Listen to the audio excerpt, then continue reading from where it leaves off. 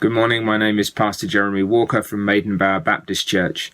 I'm sitting here this morning with the sun streaming through the window in my study, remembering that through the Lord's mercies we are not consumed, because his compassions fail not.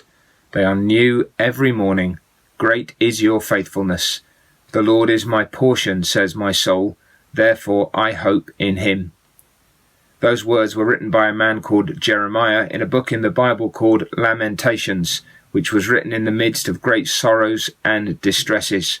They're words of real hope and real consolation. All of us have something of that this morning, because God is still enthroned and everything is under his control. His compassions are not failing. The overarching structure of regular life on earth continues. While the earth remains, God promised seed time and harvest, cold and heat, winter and summer, and day and night shall not cease.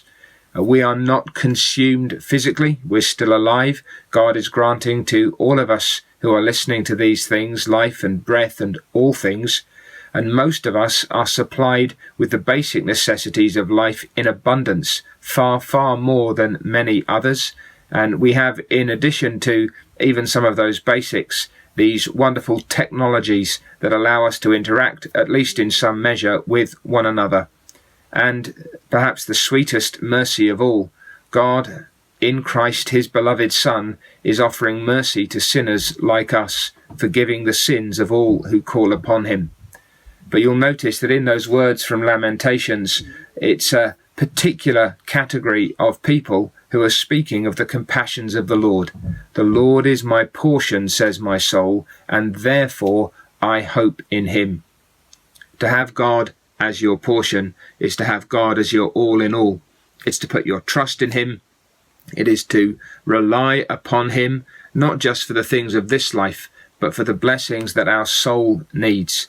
It's to have his grace and his mercy poured out upon us day by day, to have him sustaining our soul, whether in this life or even in death.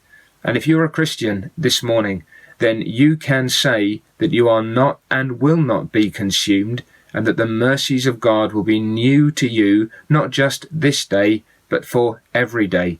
And that whatever comes to pass in the coming days, whether or not the things we're being told turn out to be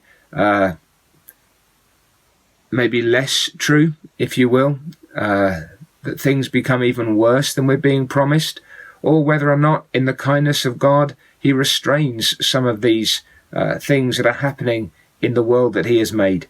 Whatever comes to pass, God is still on his throne, and he is still the Father to all those who are trusting in him. We know that whether we live or die, we belong to God. We know that he will feed our souls day by day.